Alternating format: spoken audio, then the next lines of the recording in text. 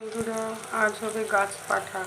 তার জন্য প্রিপারেশান হচ্ছে, আলুটাকে তেলে ভেজে নেওয়া হচ্ছে একটু নুন আর হলুদ দিয়ে। এইদিকে একটু সেদ্ধ করে নেওয়া হয়েছে। এবার পেঁয়াজ, রসুন, লঙ্কা, আদা, টমেটো দিয়ে কড়াতে একটু ভাজা ভাজা করে নিয়ে ওটা ঠান্ডা করে মিক্সিতে পেস্ট করে নেব। নুন মাখিয়ে চিংড়ি মাছগুলো দিয়ে একটু চিংড়ি মাছটা ভাজা ভাজা করে নিয়ে এঁচড়টা ভাজবো। সিদ্ধ এঁচড়টা একটু নুন একটু হলুদ দিয়ে আর একটু ভেজে নেবো, নিয়ে তারপর মশলাটা কষাবো। এঁচড় ভেজে আবার একটু কড়াই তেল দিয়ে গোটা গরম মশলা, শুকনো লঙ্কা, জিরে ফোড়ন দিয়েছি। এরপর যে মশলাটা বেটে রেখেছি পেঁয়াজ, রসুন, লঙ্কা, আদা, সেটা দেবো। মশলা কষানো চলছে, তার মধ্যে ভাজা আলু দিয়ে দিলাম।